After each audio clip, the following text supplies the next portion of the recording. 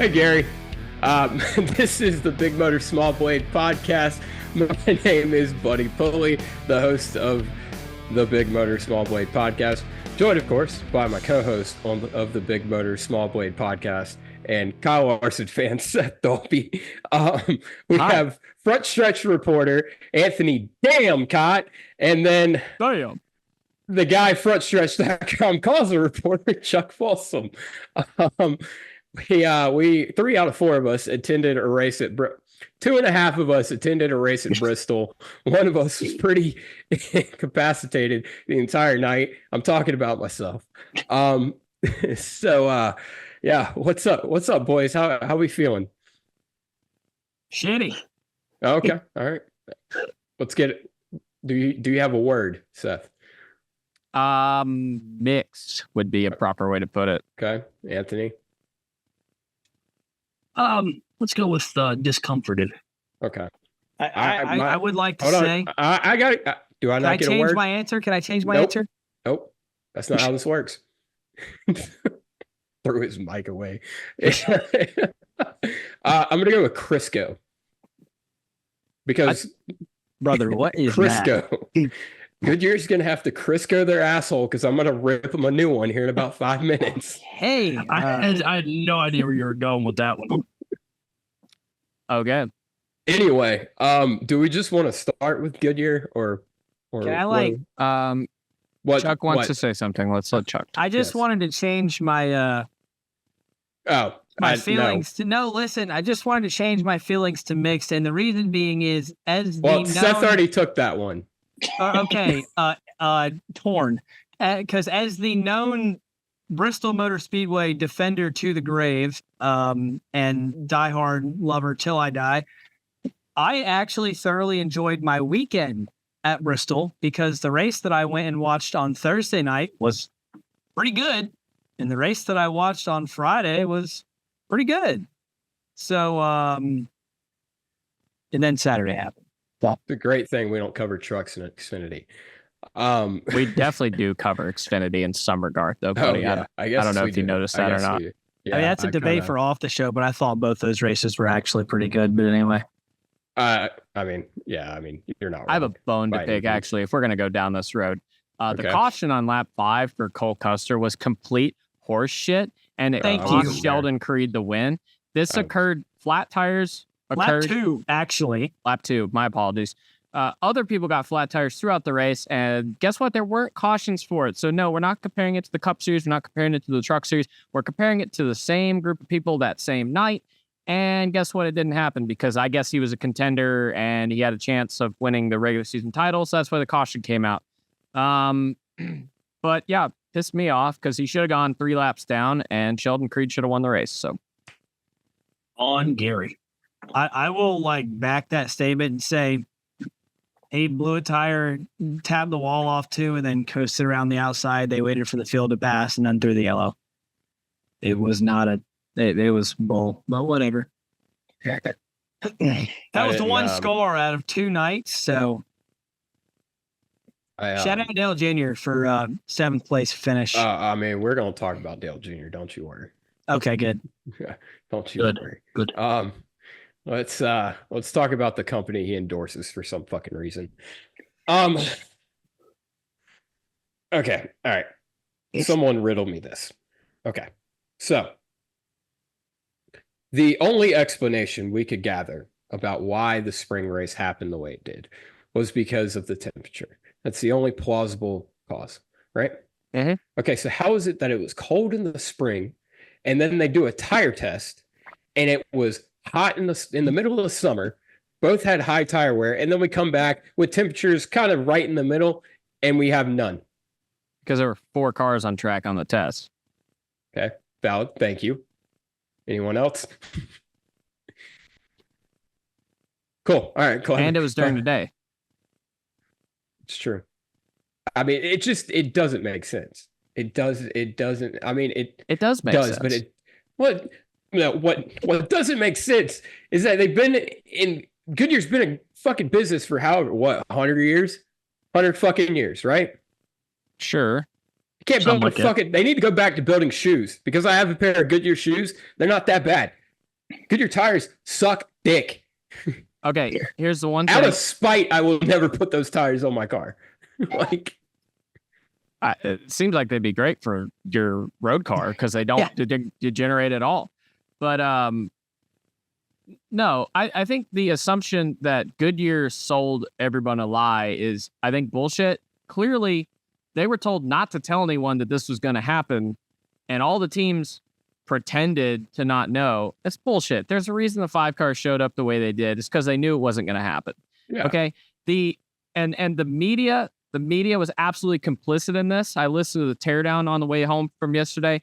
This whole not holier than thou, but this whole bullshit of, well, we didn't expect this. We blah, blah, blah. Dude, the end of that race was exactly the same as last year. The early part in the middle wasn't exactly the same because there was PJ1 down a year ago instead of resin. So the track widened out a lot sooner this year, which contributed to the overall insufferability of the race.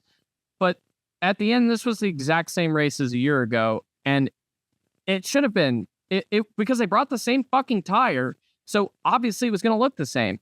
This whole notion that it was going to be a good race because the spring race happened is complete crap. And the media sold it to us. I guarantee you, because NASCAR and SMI wanted to sell more tickets.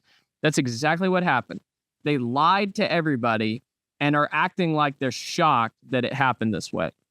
This is exactly what was going to happen. This is exactly what I said and we all said was going to happen on this show. Yep. It's what was going to happen. It was obvious. And for some reason, people believed that this was going to happen.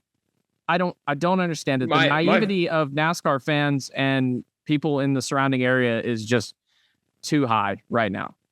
My frustration is we saw the spring race. You're a $1 billion company who's been around 100 years. Can you not figure out what the fuck you did? I didn't do anything. Figure out the science behind it. Like, clearly something was different. Like, because I think it was a bigger mistake than they realized. I don't think it was an oops temperature. I think it was. I actually believe that there was some kind of mistake in the construction of the tires. Exactly. Figure it out and put that in there. Yeah, but they had leftover tires from the year before, and they were basically the same. Yeah. I think they lasted about 10 laps longer, but that's just because they were 7-month-old tires, and they're gonna get harder. So I'm Anthony, go ahead. It's really tough because, like, I mean, I want to say that, like, the March race was a happy accident that, like, can't be replicated. And it was, so that's why I'm a little bit miffed at why they continue to plug that it was it's going to be the same tire, same thing's going to happen. Like Seth said, this was the same tire that they've brought to Bristol for I don't know how long now. And drivers in the media center said, like, they don't know, like, they didn't have an explanation for why March happened the way it did, but there were no adverse effects this time around. And I think with the tires, I mean, we keep talking about it. I mean, we as in, like, the general NASCAR public. I mean, we liked the March Bristol race because it had fall off. And I'm not saying that we needed to have March levels of fall off, but I mean, when the leader can run 100 laps on a tire and only have 0.7 of a second of fall off that entire run, there's a problem. No wonder anybody couldn't pass, because everyone had the same fall off. These dumb sons of bitches had the audacity to come out after stage one and say, "Oh, we've had a whole second of fall off." Blow me. Like, fuck you. Like, seriously. Like, this is bullshit, dude. Like, so Denny Hamlin explained it on the Action Sacramento. He said that, he's had people go to the Goodyear facility. And to sum it up, apparently there are tolerances between what is an acceptable tire and what is not an acceptable tire. Apparently there is a margin for error there.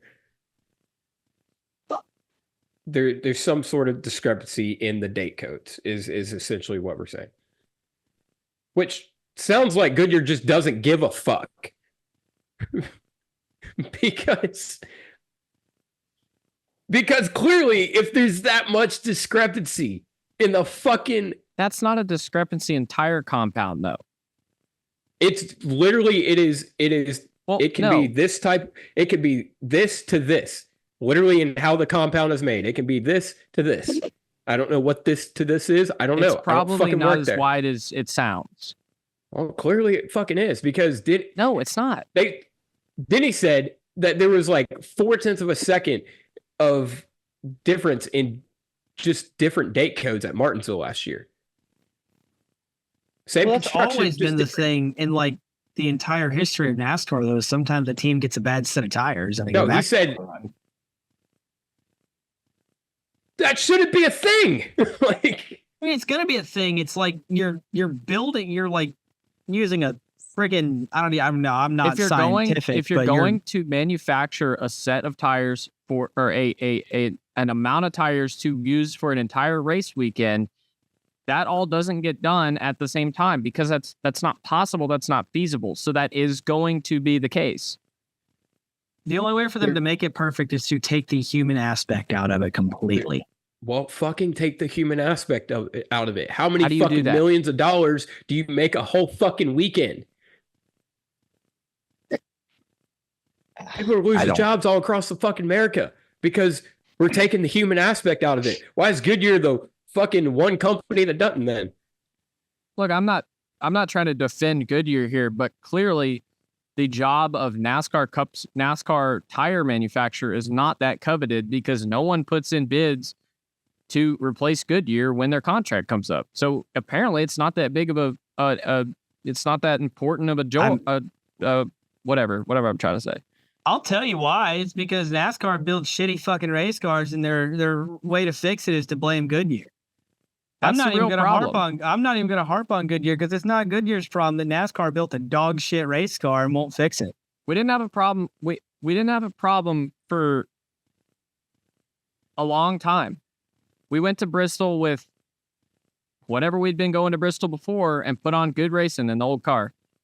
I mean, to pretend this is not a car issue and pretend it's solely... hang on. Yeah, I know. Hang on. I know this is a yes. The tire is a byproduct of the car sucking dick.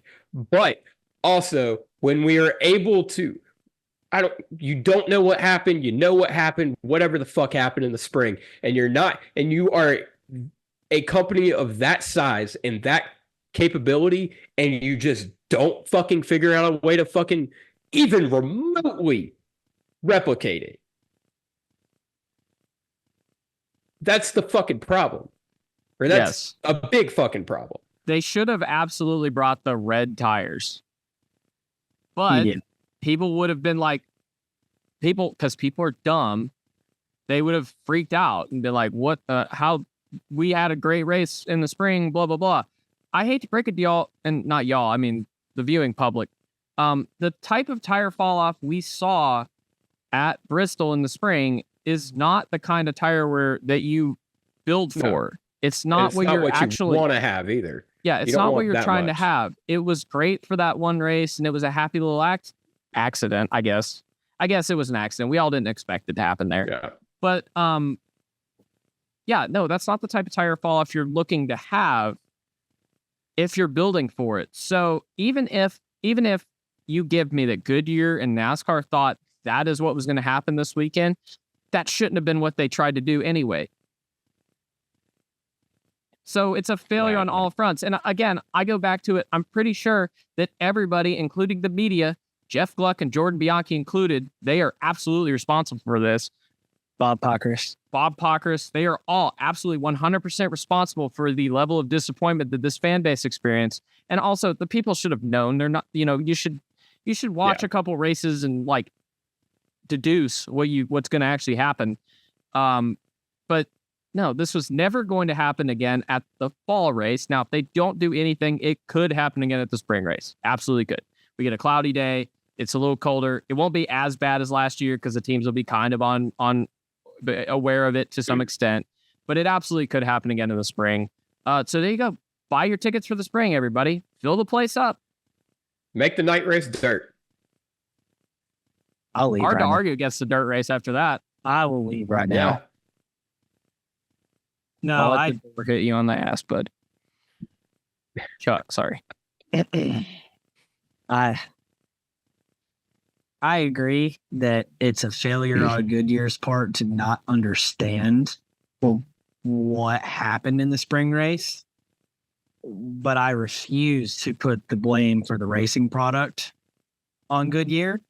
Because no in one the here entire is. I know, I'm just speaking because in the entire history of Bristol on concrete, tire wear has not one time, other than the spring race this year, been the key to winning the race. Bristol has always and forever been a track position racetrack because of the concrete surface. And all of a sudden we have a race car that is so shitty, and the sport has become so hell-bent on not fixing their problems. All of a sudden it's Goodyear's problem. And you know what? Their play to sell tickets worked because the estimated attendance was 120,000. That's the most Bristol's had in a really long time, which I was happy to see. But unfortunately, Not true.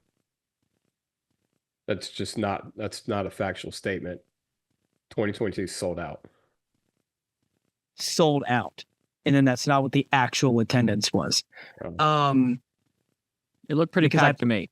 I'll be honest. I mean, it was. Both years were packed. But either way, sorry. 22 was 110. Semantics. Anyway, but now you're going to hurt both races next year because people were expecting to see something they didn't get to see because, like Seth said, the media blew smoke up their ass.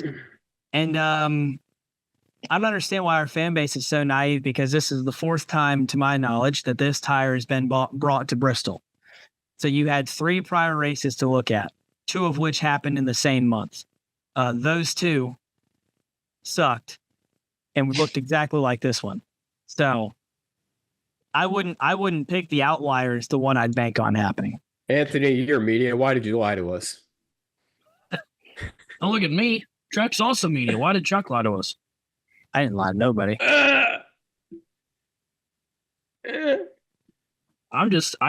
Sorry, this is a Wendy's. Okay. All right. Okay. Well, I mean, if we could get lucky, if we could get lucky somehow, and next year the race could happen like it did in 2020, where it was like 40 degrees, then sure, yeah, we could have this race again. Look, but don't bank on it.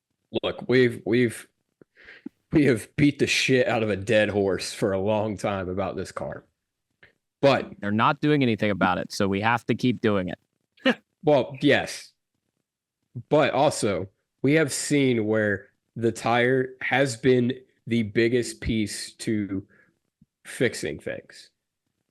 Like we saw it at Richmond, we saw it at Bristol in the spring. It just, like, that's a problem, though. It is a problem. I know that's a problem. Okay. But look, the other problem, we'll continue bitching about it. Don't you worry. We know what you guys like. Don't worry. Trust me. Look at who's on the show. We're gonna keep bitching about it, but we also gotta realize that problems. We get a lot of shit done. I don't know if we're right there yet, right? We did get something done this week that I do want to touch on here in a minute. We gotta fix. I think I know what you're gonna say. Yeah, I think groove tires. I think that's it. I think that is the easiest way, in my opinion, to take less or bring less tire to the racetrack. That is the easiest way, in my opinion.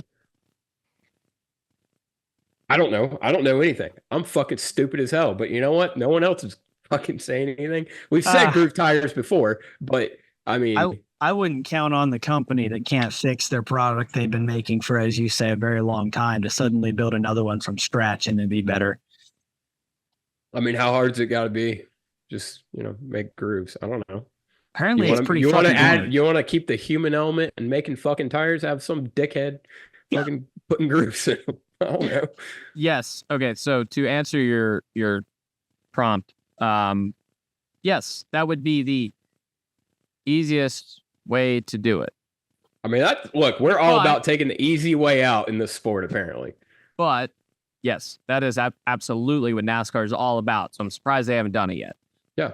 But what we could do, hear me out for a second. We could fix the car. Okay. Because all right. no. Did you not hear what I prefaced? I did. This I did. suggestion This with? is our segue right here. I am segueing because holy fuck. The only thing good about the next gen car is how it races at some of the mile and a halves. Not even all of them, some of the mile and a halves. And nothing that it would take to fix the cars at short track races would impact the racing at mile and a half tracks in a negative way. Hang on. in a negative way. It would What not do we impact need to do, it. though? We I'm need waiting. to get rid of the independent rear suspension. We need to get rid of the gigantic brakes on these cars. We need to get rid of the wider contact patch. And we need to put more fucking horsepower in the cars. And none of those things would hurt the racing at mile and a half tracks. I will argue that you could just put horsepower in the damn things and That would be make a softer temporary tires, patch. and it would That would help. be a temporary patch because the teams would dial that in. You have to make the cars hard to drive. And right now, the biggest issue, there's a reason we didn't have hardly any incidents on Saturday night. The reason is the cars are not hard to drive. It's really hard to pass, but the cars are actually really solid. They're really good race cars. That does not lend to good racing at skill tracks, put it that way. That's why the beginning of the Car Tomorrow era was so good. It's because the and cars are pieces of shit. Let's bring this up too. Another reason the guys we didn't see crashes, we didn't see attrition. A lot of is because we have a stupid fucking playoff system, and so like fucking 10 of the guys aren't even fucking trying because it's like I could just sit here and I'll make it. So we got That's why Bristol shouldn't be in the playoffs, but it would be fine in the playoffs if we just fucking anyway. It was fine that's a whole before the nother car sucked ass. Yeah. this is true. It's perfect before but 2020 and 2021 were great races. yeah. I didn't get my fucking green white checkered. Oh god, I've been dang it, spoiled man. for so damn long. And you know what? Corey fucking Joy, Duty Water himself, had to go wreck 150 fucking laps early, and we didn't get our fucking green white checkered. You know, Poor the Bristol baby. Night Race has never had a green white checkered. Yeah, Thank and you know God. why? Because, well, not why, but it would suck if we did have a green white checkered. It'll happen one day. I thought it was going to happen on Saturday night. Somehow. Anthony, do we have words? Yeah. I just don't understand how NASCAR, Goodyear, whoever doesn't look at this product and think that this is awful. I just don't understand how we think that what we're seeing is good, and how they won't admit that they might have screwed something up. Maybe they didn't. Who knows? But like, what's the harm in trying more horsepower? What's the harm in doing this X, Y, and Z? Because if it doesn't work out, they can turn right around and tell us, "Hey, we told you so," and then go right back to whatever they were doing. But the fact that they're not even willing to try to do something to improve the racing in the next gen cars, when we've been saying from the beginning that there are problems, there are flaws with this car, especially on the short tracks. I mean, we could have told you from the very first short track race in the next gen, where William Byron sat out front for 745 laps and nothing happened, that there was a problem. It's a real stat. No, he won that race because Chase Elliott sped on pit road, not because he could make a pass under green, Well, because hang Chase on. sped on pit road. Yeah. That's true. But do we think, No, I didn't. I'm putting my tinfoil hat on. Uh-oh. Do we think that NASCAR has been so reluctant to do a damn thing because it's something to do with the charter deal. And let me preface this. I have zero. That is all I have for this. I don't have an idea. I don't have a reason why. I don't have any. I'm just throwing it out there. I don't know. I don't know either. Okay. No. I don't know why that would be a thing, but there is a correlation. I think there's a reason. I don't think it's the charter deal. All right, What's the reason, Chuck? What's the reason, Chuck? What is the reason? Honda. If it takes making our racing a complete shell of what it used to be to get Honda in, then it's not worth it. Oh, I totally agree, but that's what I think the reason is. Yeah, I'm not yelling at you. But yeah, even if you literally just gave the cars less mechanical grip and didn't do the horsepower thing, it would immediately be a better race. Immediately. Because realistically, a lot of that race didn't look too different in a lot of ways to a race at Bristol between like 2010 and 2011, right before they ground the track down and tried to start making Bristol passable, making you allowing passing. I don't know what the hell I'm trying to say. Multi-groove. Yes. Well, not multi-groove, but when they tried to make it less grooves, it really didn't look that much different than that. And guys, there were some guys who could pass. I don't know. I think ultimately, that's kind of my problem with this is ultimately the race was basically the same race we saw last season. And the reaction to this is solely due to the fact that, and obviously, no, people should be poo-pooing on this race. It was not good. It's not a Bristol. It's not what Bristol should be. 100%. I'm not saying that. But the absolute vitriol of this race is because they saw a better race in the spring. Yeah. And they were lied to. And your boy led like 985 laps. Sure, but guys have dominated races in the past, and I don't remember it being this. Obviously, there's people who add all the don't pieces like together, it. yes. Yeah, you add all the pieces together. Obviously, Kyle leading 462 laps hurt that, which is great because he made a comment about this on Twitter that I would like to talk about. He made a comment saying that even if he led 450 laps, if there's a caution late and we get a couple green, white checkers and he loses, the rating on the pole will definitely go up. And he's dead on. And I think a lot of people took his comment, I think, differently than it was intended. The way I read it is more or less, he said, that's our fan base. And I don't think he was saying everyone hates me specifically. I don't think that was what the tweet was. I think the tweet was, we've had a lot of piss poor, boring races, especially this season, that have turned into a shit show in the last 30 laps or something. And suddenly everyone thinks it's a great race. Darlington, perfect example. Not a good race. Not a good race. We get a couple of cautions late in the race. Suddenly it's an all-time classic, according to some people. It's actually like the exact same thing because he led like 200 some laps. I think it was like 263 or something like that. It's the exact same thing. So, yes. I don't know. Kyle nailed it, and I think people read it wrong, and I think they intend to read things wrong or hear things wrong that Kyle says. But sometimes, obviously, someone's got to pick up the mantle. I know you're not going to do it, so I'll do it. I'll kneel to my bended knee to praise the fuck out of this man. He's the greatest race car driver in the fucking world. I don't care about the car. I don't care about whatever the fuck. No one can dominate a NASCAR race like Kyle Larson. No one in this fucking sport can put on an ass whooping like that. I'm sorry. You know who also couldn't do it? Max goddamn Verstappen. Couldn't do it either. Dude. I mean, I don't think Max could go to Bristol and dominate. Yes, 100%. Look. So Dale Jr. came back this weekend, right? Dale Jr. came back. Obviously, Dale Jr. is a superstar. He's 50 fucking years old, races one race a year, and when they come out in droves to watch the man run seventh in an Xfinity race.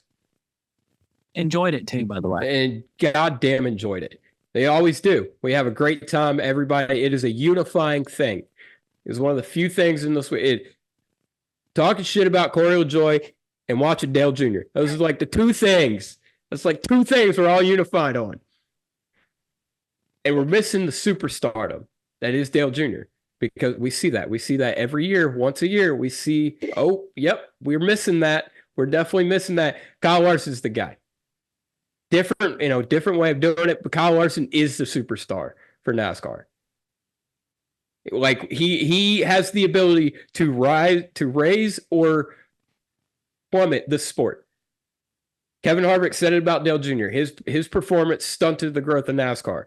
Kyle Larson, we need Kyle Larson to do these things every now and then because it elevates him as a racing driver. Yes, it might suck to watch a fucking boring race in the moment, but also you get races like that, but you also get races like Indy where you look at it and you're like, God damn, he's so fucking good. Largest margin of victory in the next gen era. Kyle Larson, Bristol. Kyle Larson is the superstar NASCAR needs. Is he the superstar NASCAR deserves? I don't fucking know. But he's. I don't even know what that means. So. NASCAR themselves do not deserve anything, but the fan base, we need him. He does do this like one. Go ahead, Anthony.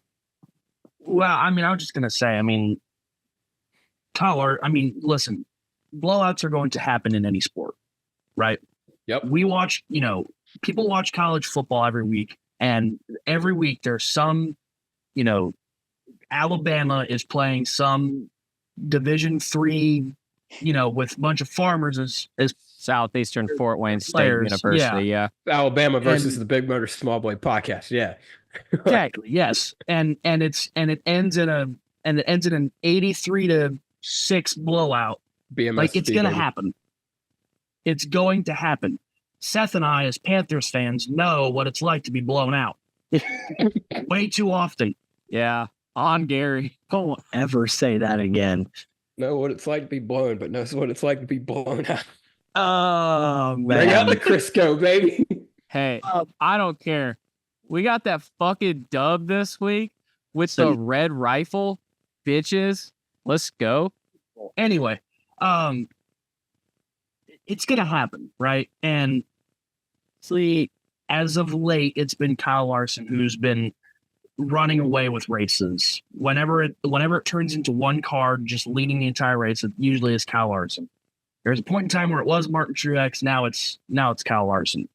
And he's right. I mean, think about some of the races that we've had quote unquote classic finishes because we got some, a guy racing for 25th crashing and all of a sudden the entire complexion of the race is turned on its head and we get this all-timer finish.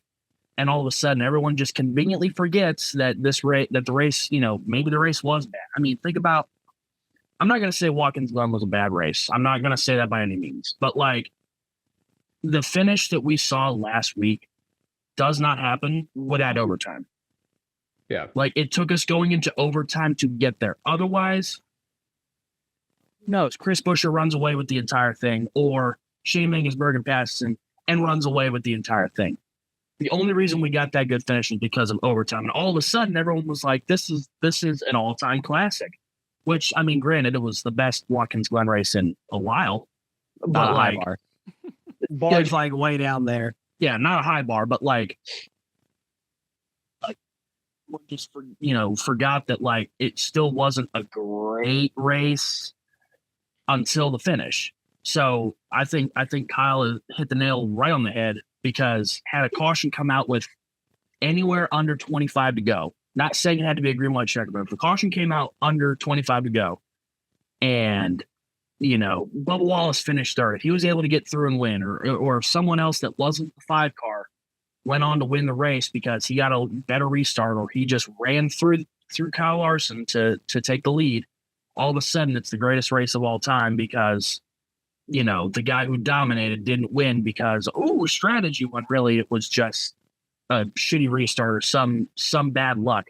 So, I mean, he's right. I mean, too many times we think of these races as the greatest of all time. Kansas, the spring race at Kansas was the same thing. We don't get that close. I mean, yes, that was a great finish. I'm not taking anything away from that, but we don't get that if there wasn't a caution with 2 to go, because Martin Truex was probably going to win that race more than likely, and pretty handily. That still was a good race, though, at the bare minimum.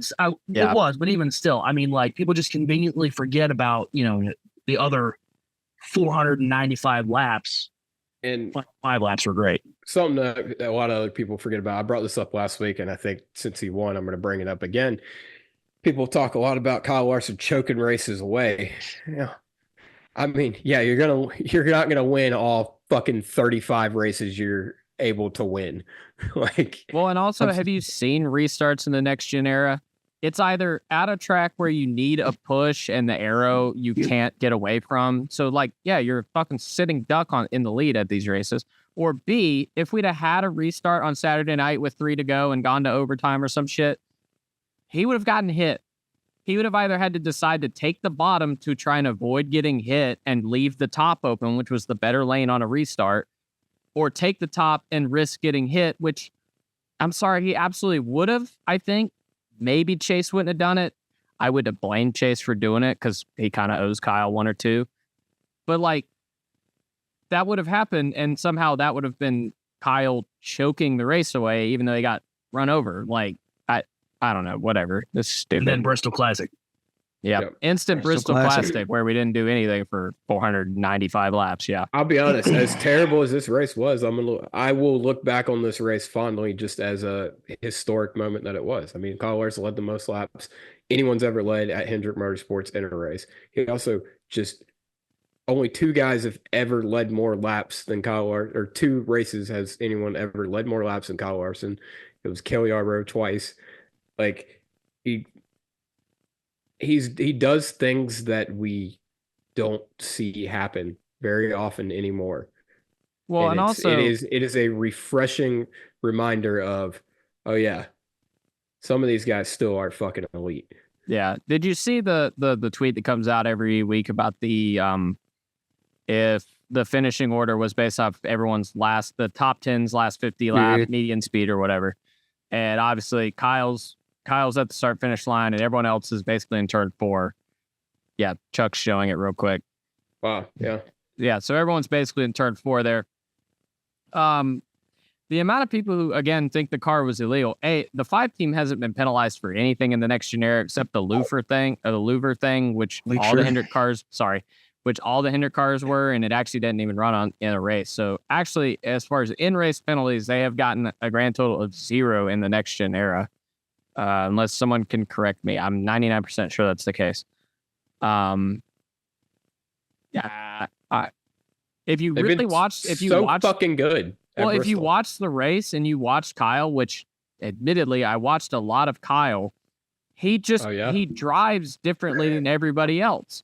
The amount of guys I would watch the amount of times I would see guys just drive to the bottom trying to pass a guy and not do anything different and not get the pass done for 10, 12, 15 laps, it was kind of frustrating. And then you'd watch Kyle, and he'd dive to the bottom a couple laps. It wouldn't work. So then he would rip the top higher than the guy he's trying to pass in 1 and 2, get a massive run down the back, and then all but clear him getting off of 4 because he had so much momentum. That's a skill difference. Let me be clear about that. That is a skill difference. That is... even he had a tough time passing, but he had much less of a tough time passing than everybody else because he actually searched around the racetrack for a place to run and make up time when you couldn't. That's a skill difference. There's something else that kind of ties into the lap traffic thing that I really wanted to bring up because I brought it up to Seth in the middle of the race, and it was funny at the time, but it's actually extremely true, and we both kind of further elaborated on the point we were walking back on Saturday.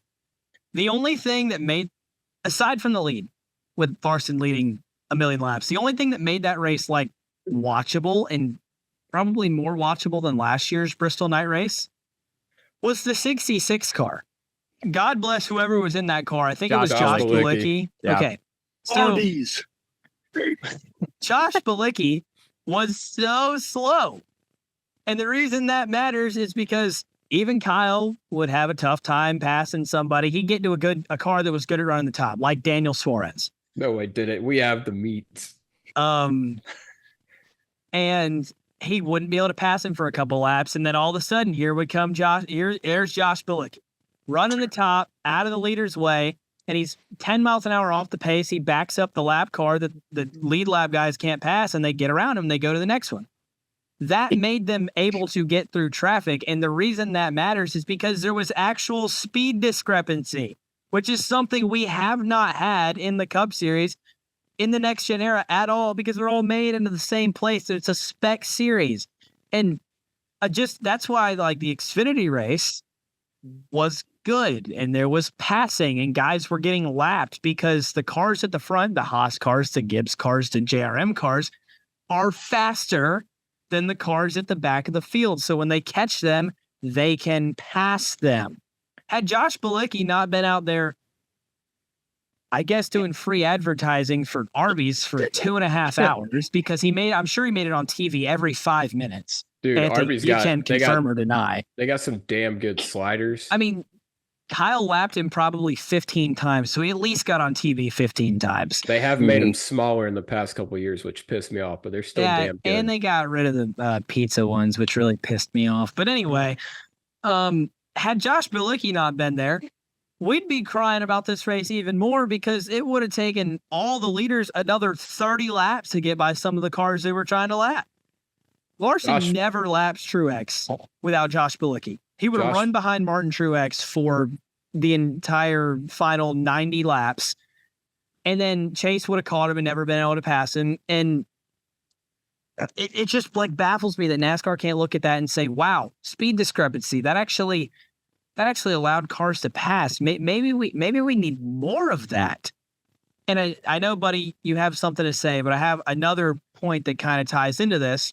So that same page that Seth brought up earlier, the auto racing analytics thing, they posted something to go with that fourth quarter median lap speed, and it was the entire race median lap speed difference between 2021, the final race in the Gen 6 era at Bristol, and Saturday night. In 2024, the gap in median lap speed between the first place car and the fifth place car was 15 100ths of a second. Whew.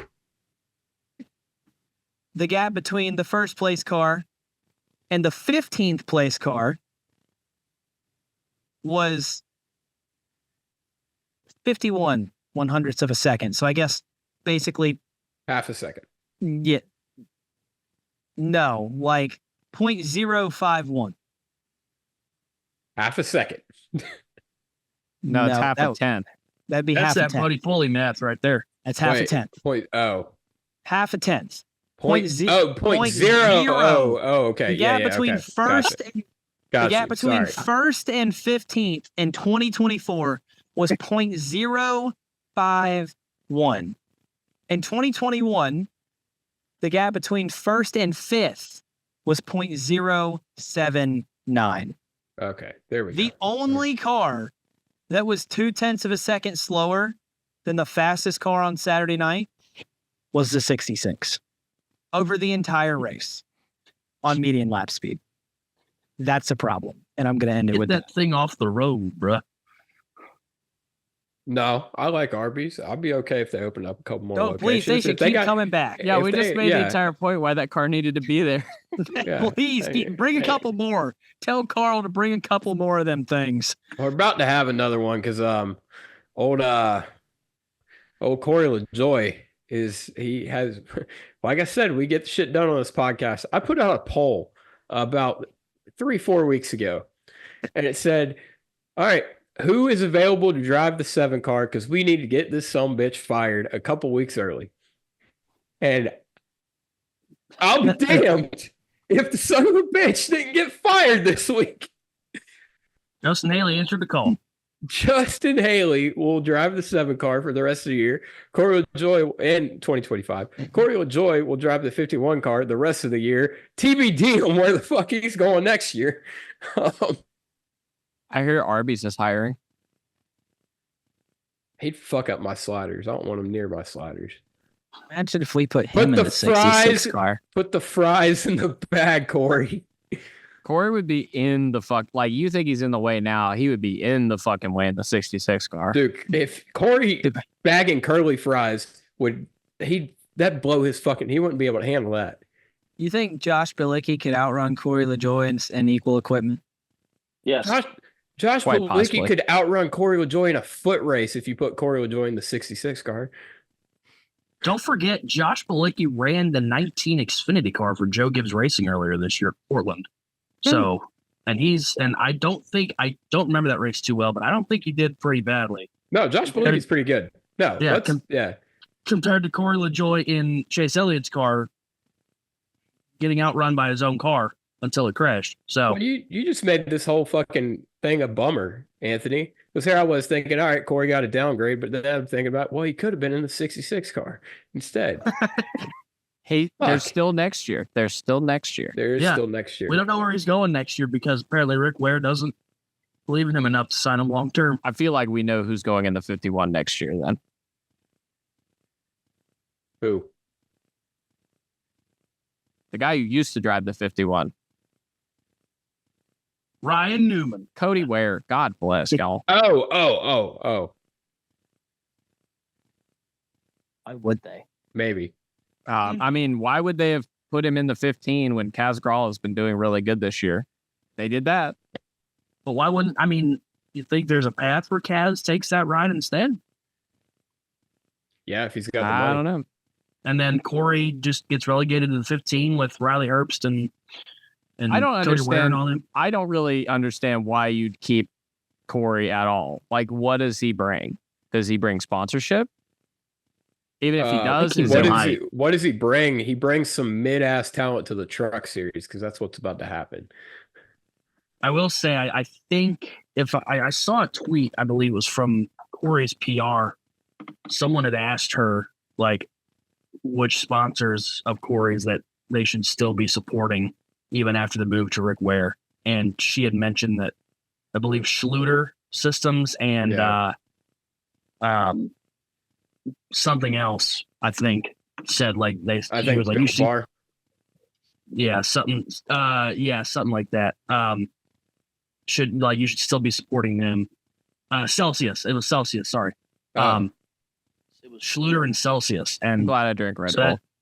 That tells me that I think those two sponsors are following him to Rick Ware. Maybe. I don't know. How does Celsius have so much money to spend in NASCAR? I think it's a Ponzi scheme. I mean, the drinks actually exist. I know a lot of people that drink them. I mean, yeah. I mean, Red Bull gives you wings. Celsius gives you the shits. Well, Celsius also gives you wings because Corey LaJoie flipped twice. So that's right. On Gary. Oh, yeah. I'll be damned. All right. Anyway, just got my ass handed to me right there. that one comment. Sounds like you're gonna need some Crisco, buddy. Oh God. Anyway, I think that's pretty much it. Yeah. All right. 4 guys did get eliminated from the playoffs. One of them was not Daniel Suarez. # easy first round exit. Fuck you guys. Not you guys, but everybody else. What's the lack of trying though? Easy second round exit. Hey man, I got hope. Look, I'll give a call to him because it's tough. It's tough not to panic in that moment. I get it. You ran 31st. He had a terrible night. They brought a fucking brick to the fucking racetrack. As they tend to do. Yeah, at Bristol. As I texted you guys, they fucking rewrapped the 4-car from last year and brought it just to spite me. But he fought tooth and nail and did what he needed to do to make it. He had some help, obviously, but I'm being a Gomer. I'm giving a call to him. He did give me a heart attack for the first 450 laps of this fucking race, though.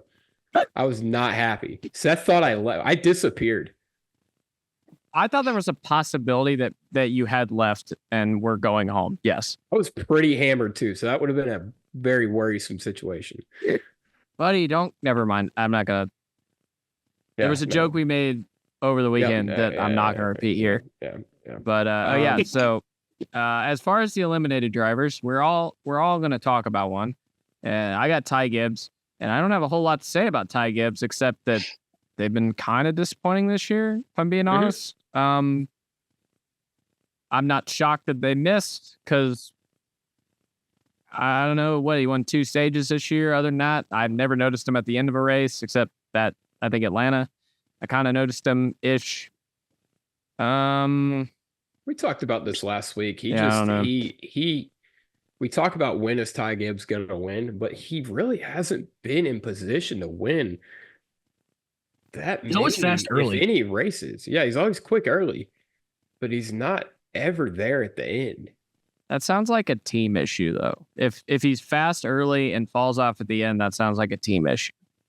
Well, the entire summer he was also like blowing engines left and right, so Very true. That didn't help anything. Yeah, I mean, historically, I think driver has Chris Gale been good with? That's a good point. I guess that's fair. It's fair one point. of those things. It's like, does he just not know how to? Does it come down to he doesn't know how to hold his position, and when it comes down to it, that too. I think I wouldn't be surprised if we saw a crew chief shakeup going into next year. Yeah. Who's next? I hear Chad Johnston's going to be looking for a new car. I don't wish that on my worst enemy. Let me rephrase that. Anthony, you had I'm not supposed to laugh at that joke. Yeah, I'll go next. The dream is over for Harrison Burton. I was shocked, quite frankly. He's still, he's still living the dream. He won fucking Daytona and made the playoffs. Yeah, I mean, the thing with the whole, I think this horse has also, I think, been beat to death. I hate it in the sense that, like, the big story of him winning his first career race in impressive fashion too, getting the Wood Brothers their 100th win at Daytona, where Wood Brothers are very successful. You know, when his back was against the wall at the time, he didn't have a ride. Obviously, we know he's going to the AM Racing 15 next year.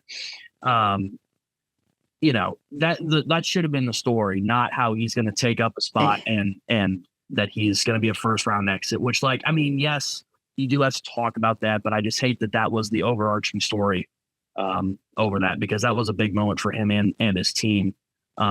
You know, we don't know the details, but it might have saved his career. Who knows? But, like, yeah, it was just, I mean, basically we all needed to count on, like, if anyone wanted Harrison Burton to advance, they needed to have basically a perfect Atlanta in the way that Austin Cindric did, or something like that to advance. And he crashed in the final lap, didn't finish well.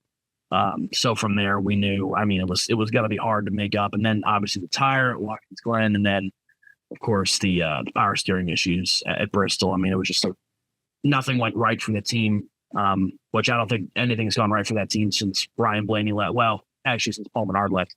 At least Paul Menard won Daytona 3 weeks ago. That's okay. So one race out of, I don't know, the last 100 something. I mean, yeah, it's gone right for them. You're not wrong.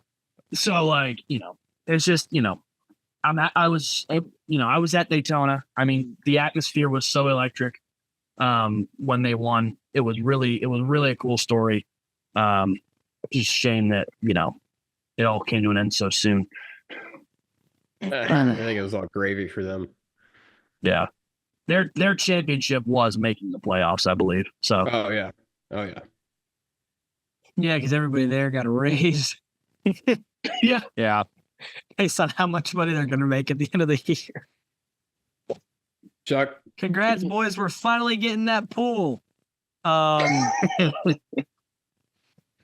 see. I guess I got Brad Keselowski. So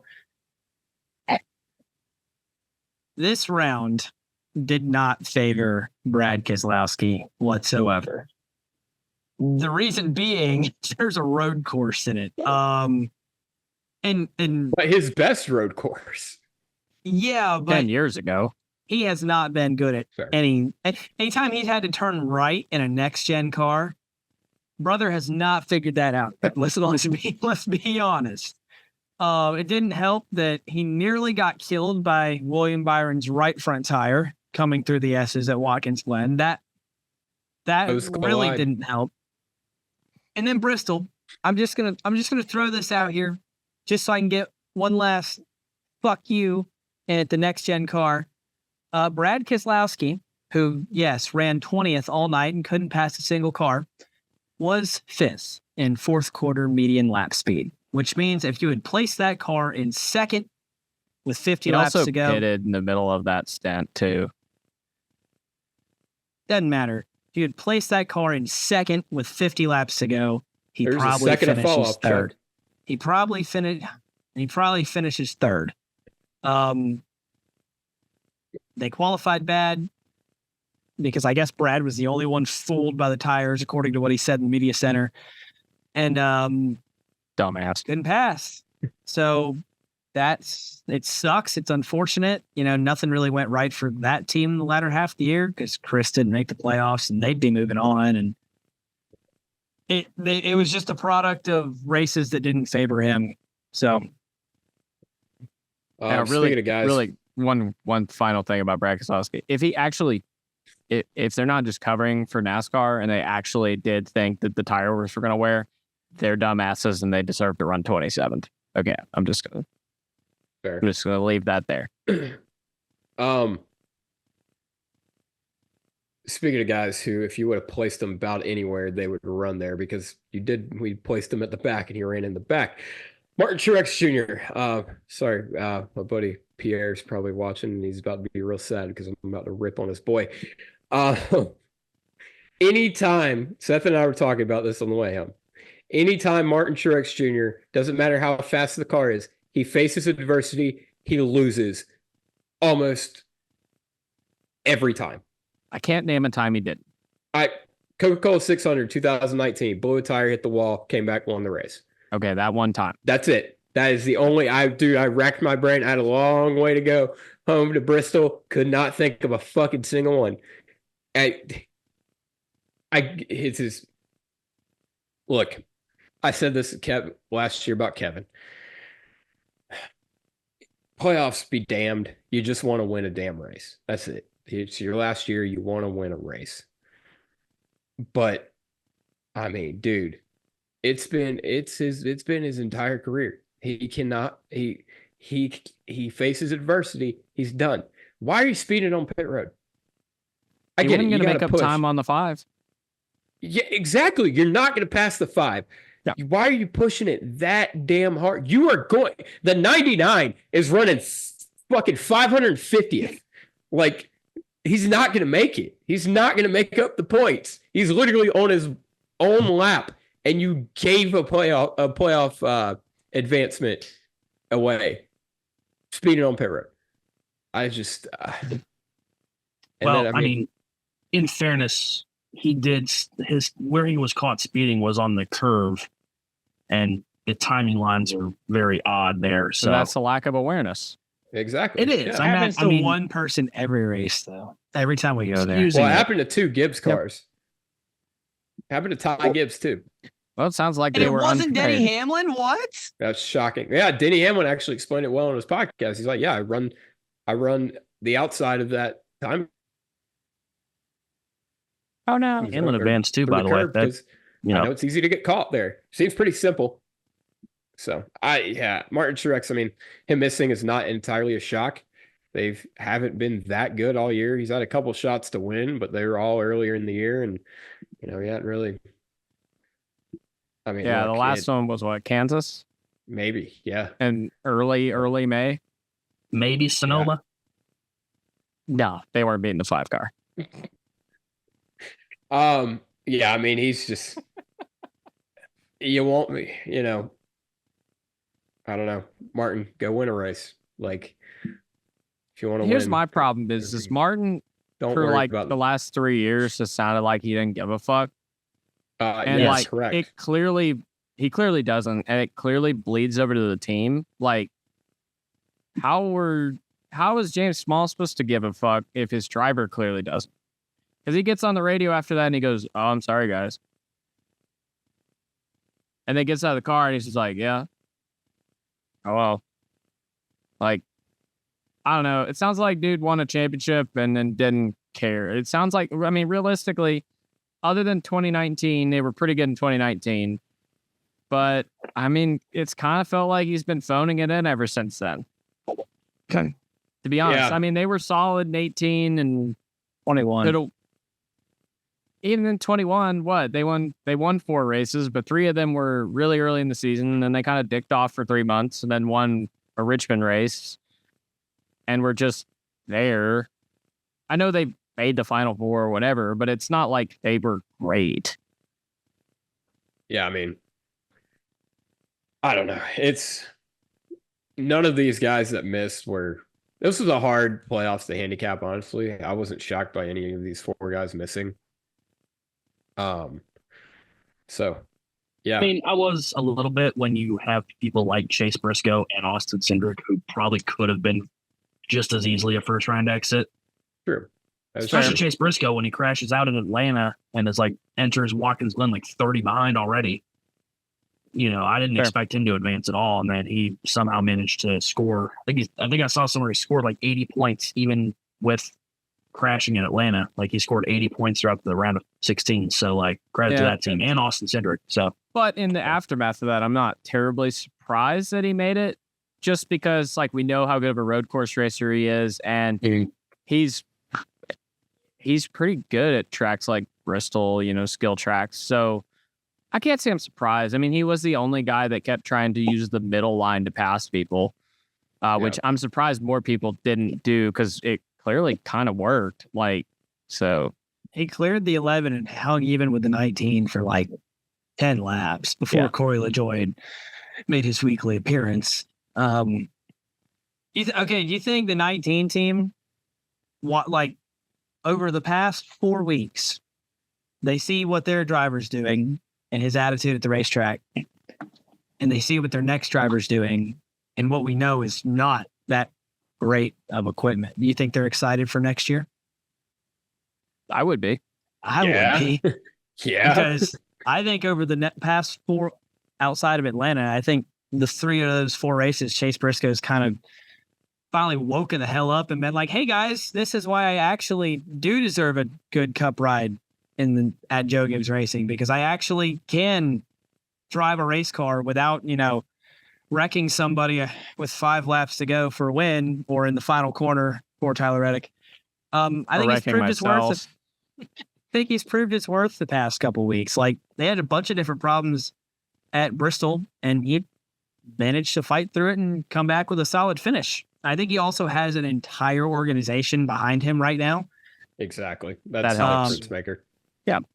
But, I mean, that entire organization worth, I don't think, is still as good as a Gibbs car. So. No. Do we have an idea who's getting knocked out next round? Are we going to make picks right now? We can. I don't know. Y'all go first. Let me make sure I'm not forgetting anything. Let me go look at this. Yeah, I got to pull up the. While we're doing that, I'll Anthony's actually prepared, so. And I'll fill the time with. Oh, okay. Forgetting about. Just remember that we're going to Kansas, Talladega, and Charlotte Roval, so we're having almost as equally as a chaotic round as we did in a round of 16.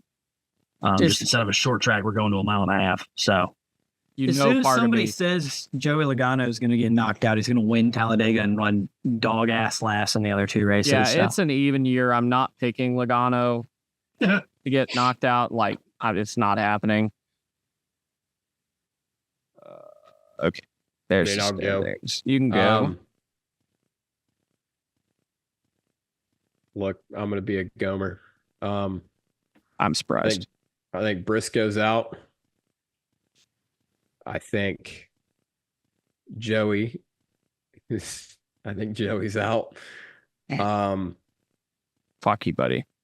I'm sorry. It's your fault. This is all going to be your fault. I think William Byron is out.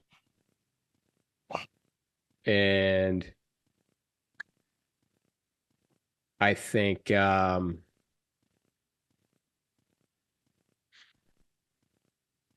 going to have to pick one of them. I think know what he's doing. He's having to make up some. I think Alex Bowman's out.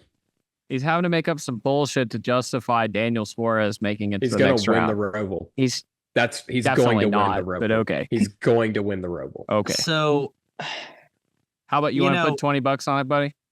No, I don't want to put money on it. So, you're looking at this points standings. Only one guy. Hang on 1 second. Sorry. Okay, look. All seriousness, I know it's a little bit of a pipe dream, and Daniel Suarez fucking makes it. But god damn it. Let me have some hope, man. Like let me have some hope. I get it. Just let me, you don't have to, be fucking out poo-poo. Why do you do this to yourself? I don't understand. You can just go ahead and accept this result, and then if it doesn't happen... I accept it, but you know what? I'm still gonna pull for him to do it. You should be like me watching the Panthers. Put money on the other team, and then go, oh, wow, they're actually winning. Wow, that's awesome. Okay, anyway. Put money on Daniel Suarez to get eliminated, buddy. Do it right now. Yeah, that way you're either happy that you made money or you're happy that Daniel made it. Hey, man. I mean, I see this as an absolute win. I understand the leap I'm making, but you know what? I'm willing to make the leap for mi amigo. That's my dude. I'm gonna make the leap. Okay, so I'm gonna go next. Daniel Suarez, Chase Briscoe, Alex Bowman, and Austin Cindric. Yes, did I just pick the 4 at the bottom? Yeah, you literally did. But the reason is I literally can't justify taking out any of the top 8. Now, is one of them probably going to go and get eliminated? Yeah, probably. But the problem is I really kind of wanted to say Kyle Larson, because if he somehow doesn't have a good run at Kansas, and it's Kyle Larson, he could be the fastest thing by 7 seconds and still crash the car. So it's entirely possible. Then he has to go to Talladega, where he's going to crash. Bank on it. I was literally on the drive home. Yeah. I was on the drive home trying to think about, I was like, who's Seth going to put out? And I was like, he's going to put Kyle Larson out. Literally the only reason I'm not is because he has a 35-point gap to the cut line right now. Hey man, that's one race. That's one race. 39. Yes, you're correct. 39. So again, I can totally see it. I can't justify doing it. Christopher Bell, we're getting late in the season. It's Bell time, baby. I feel it in the balls. You don't have to justify why you're keeping everybody else. No, I'm going to, because I took the easiest picks humanly possible, so I'm gonna at least justify it. Tyler Reddick, I could totally see for a reason. I could totally see it. Yeah, I know, but it's such a bullshit excuse of doing it. Like, oh yeah, I'm just gonna pick the 4 that are already below the cut line. William Byron, dude, I wanted everything in my soul to pick William Byron to miss because he's only 14 points. He's going to run 15th at Kansas. He's going to wreck at Talladega, and he's going to run mid as fuck at the Roval. That's why I picked William Byron. Okay, fine. I'm gonna have. No. Continue with your filibuster about your other 8 guys. Nah, fuck it. Chase Briscoe makes it. William Byron misses. No, you already said it. Already said it. I changed my mind. You already fucking kicked the baby. You already cleared the table and kicked the babies to take the low-hanging fruit. Fucking ride with it, motherfucker. I will not. I'm riding with Daniel Suarez. You got to ride with your low-hanging fruit, motherfucker. All right, fine. Exactly. And then I'm not knocking Joey Logano out until it actually happens, because just like in a horror movie, Freddy or Jason or whoever will return, and that's Joey Logano. Despite being his complete ass all season and only winning because the race went 47 hours beyond its scheduled distance. He's inevitable. Joey Logano is inevitable, and he will make the round of 8. God, I hope I'm wrong. Okay. So, the first two that I'm going to say are sayonara, see you later. Sorry, buddy. Daniel Suarez. Yeah, it hurt my feelings. And Austin Cindric. Definitely hurt my feelings. So I only think one Penske car makes the round of 8. Oh no. You're doing the other thing. I meant to mention this too. Ryan Blaney will absolutely win Talladega. Okay, anyway. And Blaney at Talladega, Logano in an even year. Which one do I not want to bet against more? I can't bet against Logano in an even year. It's like this evil demon that just sits behind you and follows you around. Ryan Blaney, to my knowledge, has not been all that great at Kansas in a next gen car. I don't have any data to dispute that or corroborate. So pretty hard to pass at the Roval. I could see Blaney, not having a fantastic run there. So I'm going to have Ryan Blaney out. So Cindric, Suarez, Blaney. And I'm also... do I really want to do that? No, I don't think I want to do that one. I feel like I'm testing the waters if I... Nah, fuck it. Lulu's knocking Denny Hamlin out. It's going to be Lulu's fault, but Denny Hamlin's missing. He's going to get in a wreck at Talladega, and they're not going to be able to recover from it at the Roval because I think Chase Briscoe and Alex Bowman are having both having very good stretches right now. Probably the best they've had in a while. And I think they both make the round of 8. I think Bowman has a great run at Kansas. I think Briscoe has a great run at the Roval. So I'm having Blaney and Hamlin miss. And then Lulu might get put up for adoption. I ain't taking it. Oh, I guess that leaves me then. Well, I think we're all in agreement about Austin Cindric. I feel like I thought he would be a first round exit. And I don't know why we're doing this because now he's going to go do the friggin' Penske method and he's going to win the championship because he's going to win Talladega. Penske's going to have 3 of the final 4. Sure. Stop, sure. Seth. Stop. Yeah, sure. This. Daniel Suarez is going to be the 4th. Well, bro, there is no way. Buddy lives in a different reality. He does not live in this reality. Ride or die. Let Anthony say his fucking shit. Austin Cindric was in such a good position to move on was because he was good at the plate track, which I'm not knocking him for. Well, Atlanta's not a plate track, but everyone, we know, Yes, it is. Anyway, I mean, he had a good day at Watkins Glen, and yes, he's good on the road courses, but I mean, I don't see that helping him this time around. I mean, well, hang on. You said he's good at the road course and good at super speedway. What do we have in this round? Well, yes. Sorry, I just came to that realization too.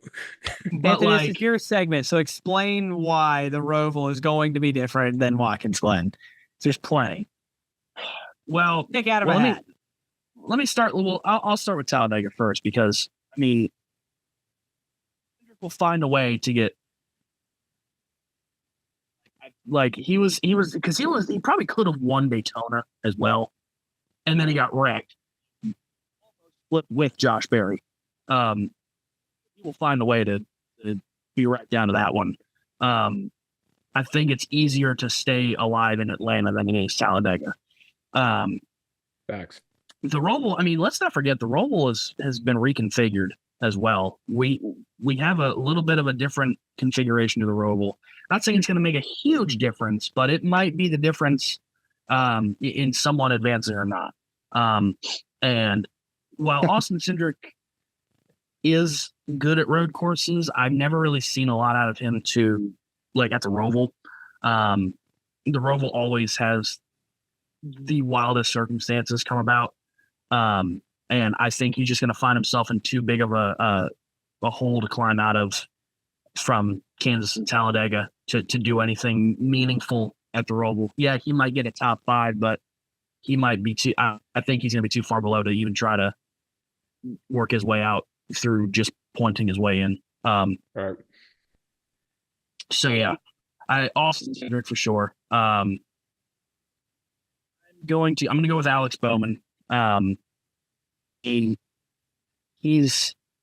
had win. He's won this year. He won at Chicago. But he hasn't really had a ton of race winning speed since then. He's been consistent, sure, but I think it just takes one bad race for him specifically to derail the season. I haven't seen a lot out of him that would make me want to say, yes, he'll be moving on, because now we're at the point where you have to be kind of on your A game. I mean, the round of 16, you have some leeway. I think we're at the point where you can't have bad races. I'm gonna go with Denny Hamlin as well. Really, since that engine penalty that they got, they haven't been at the top of their game, and they barely snuck through in the round of 12. And that was only because of Bristol. I mean, he entered Bristol below the cut line.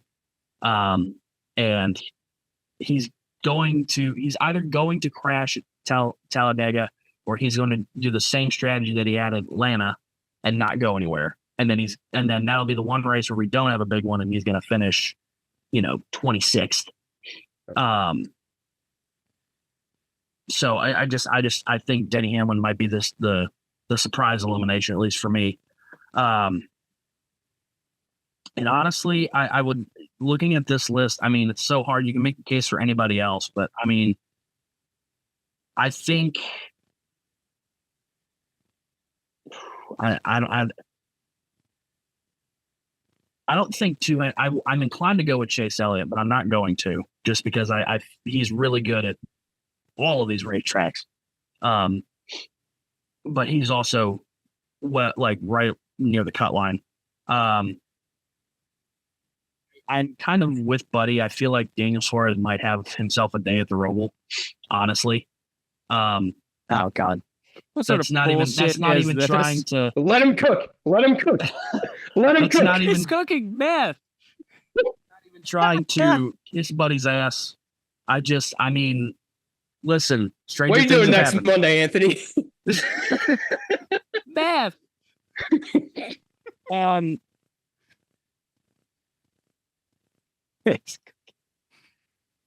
I want to be that guy TM and say that Joey Logano won't advance. Oh, dude, all of you are complicit in the Joey Logano championship of 2024. You all realize this, right? I didn't do it.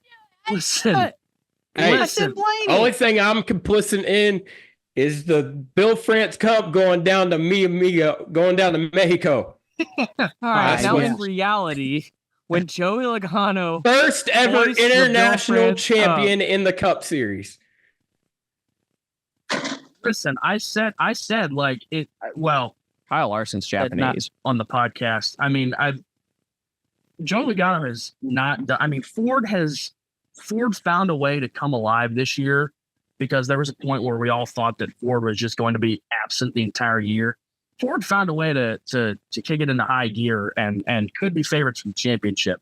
Joe Logano still hasn't been able to work out of whatever slump he's had this year. I mean, he won Nashville, he won Atlanta, but like those are the only times that he had like real big chances, and even Nashville's kind of a stretch. So, Anthony, is that a setting on your computer where it can just like zoom in and out all the time?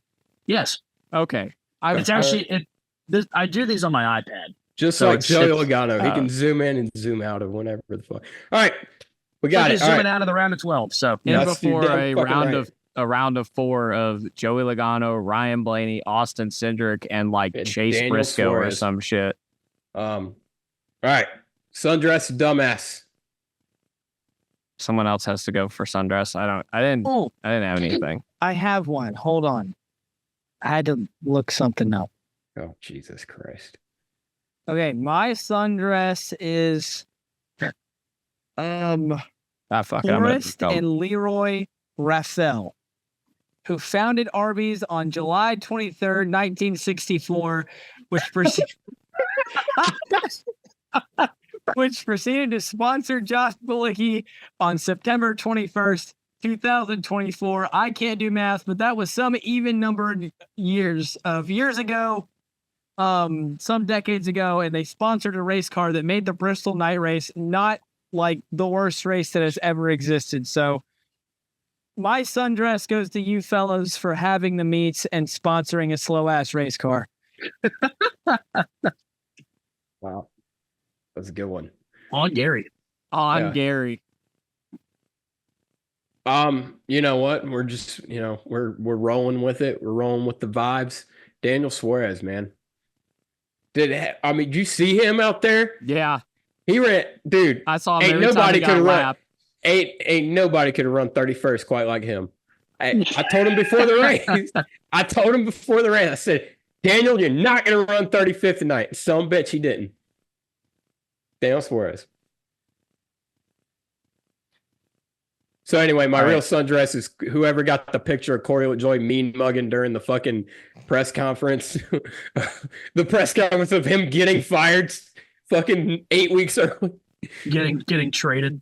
Yeah. Make that press conference. That's awful. Yeah. All right.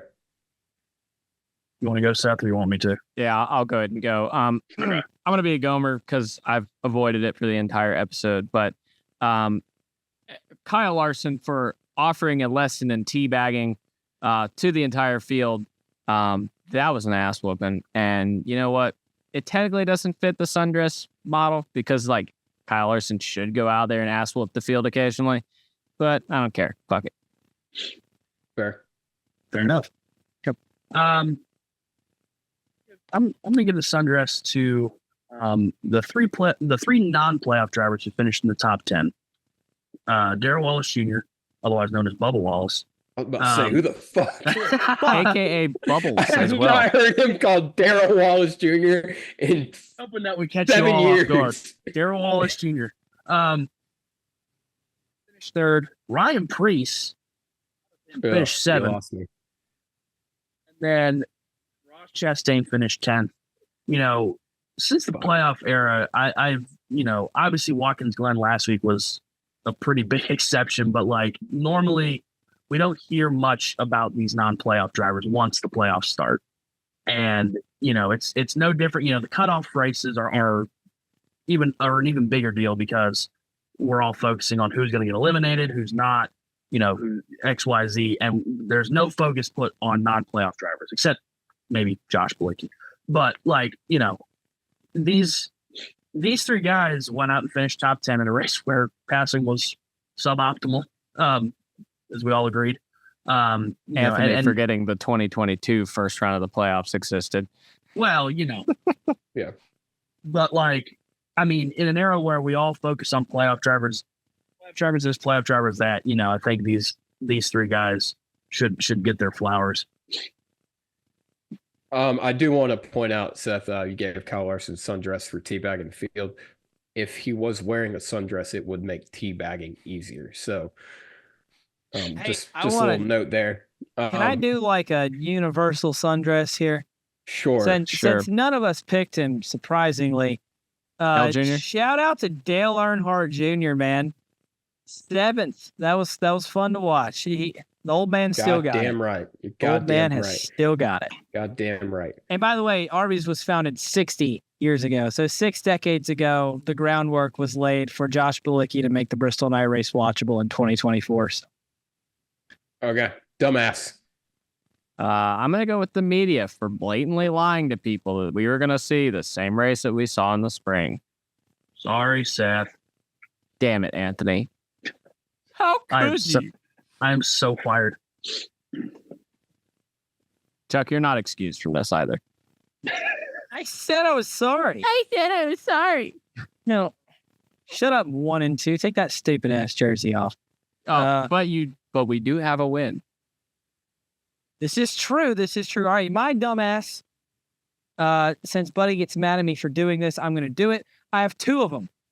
First of all, Justin Marks and the entire Trackhouse organization, because they clearly had their cars planned out for like 6 months in advance, and they forgot that they have to get the one car in the playoffs for it being fast to matter. Because he's been really fast in the first 3 playoff races, and the 99 car has been really not, especially at Bristol. And I mean, he's one of actually them, been pretty good despite Bristol, but okay. one of them, well, Cool. put it this way. One's been significantly better than the other. One's in the playoffs and one's not. And they got the shit backwards. So maybe Win the race. maybe no. I'm not saying That's Win a not the fucking race. dumbass. That's not the dumbass. Hey, you're the dumbass for not shutting up and letting me finish. I'm saying Justin Marks, realize which one of your fucking cars is in the playoff and give him the good race car. Why is your playoff car running 30th and your non-playoff car's competing for a top 5 at one point? Bro, He's open too busy. your eyes, pal. He's too busy firing Ty Norris and running Trans Am races. He doesn't know what the fuck's going on. And my other dumbass is NASCAR because it's that time again, and they built the most god-awful, You ugly, picked the fruit up off the stupid ground for that one. piece of shit race car I've ever seen in my life, and they should drive it to the Grand Canyon and drop it those 2 miles down to the bottom and then drop a fucking nuke on it and start over. On Gary. Tell us how you really feel, Chuck. Hey, the next gen car is the road you can't kill. Anthony, dumbass. And, well, Make it quick too. I gotta go home. You're already home. Yeah. I gotta go home further. another part of my home. Yes. Yeah. Not Dead. here. I'm gonna, I like to change it up sometimes. I'm gonna go with we need to talk about ARCA minimum speed. Because this is a problem. Let me tell you what, I don't want to talk about ARCA minimum speed, but I hear you, bud. Listen, no way that a car should be 2.5 laps into the race and already going a lap down. That's a great point. Yeah, I'm glad I didn't go to the ARCA race. It shouldn't be happening. Who the fuck would go to the ARCA race? I don't know. Anthony, because It was he'd an have to okay cover race. it. Oh, fuck. I'm sorry. It was an okay race. Connor Zilic got taken out of the race and lost the ARCA East Championship because of it. But, it's just ridiculous how, they want ARCA to be this serious, like, 4th tier to NASCAR, like, part of the progression, and they can't, like, cars are going 25 miles an hour. No wonder, why does ARCA have a national TV contract and Cars Tour doesn't? Great question. Say that shit louder. Yeah, repeat that and say it louder. Yeah, say it for the people in the back. My dumbass is the guy who decided to come to our campsite and about get punched in the face by at least two members of the Big Motor Small Blade podcast, and then proceed to walk through fire. Hey, he also stuck his face in the grill of the third member of the Big Motor Small Blade podcast and said, "Wait, is that a hot dog?" Yeah, some fucking goddamn helmet wearing bitch, probably a Corey LaJoy fan, decided to come up at our campsite. He sits down on the cooler, puts his arm around me. Seth sees my fist clench. And he's like, I don't want to. Sean, sir. No, dude. Seth was in his head going, buddy, I don't want to deal with this situation. Don't do it. And then the guy gets up and scratches Seth on the head like he's a dog. And Seth's like, nah, I wish Buddy would have hit him. His name is Sean, okay? Put Fuck some that dude. Fuck you, Sean. I hope you're listening. Hey, Fuck Sean you. threw fire at me and Abby. It was kind of lit. Literally. It almost lit the grass on fire. Almost lit me on fire. Who am I picking for fucking I'm Kansas? gonna add a new dumbass really quick because Buddy said, "Why would you go to an ARCA race?" When Buddy did go to an ARCA race this year on purpose. When? So Daytona. All right. Yeah, anyway. because fucking Shane Van Gisbergen was in. It's Wouldn't you still expect an me- ARCA race. It's Nah, still an ARCA race. I'd go to an ARCA race to watch Connor Zilic and Corey Day. Anyway, Well, they were both in the ARCA I'm race picking Thursday, Kyle Chuck. Larson for you Kansas. don't get to go Fucking- first. Oh shit, I forgot about that.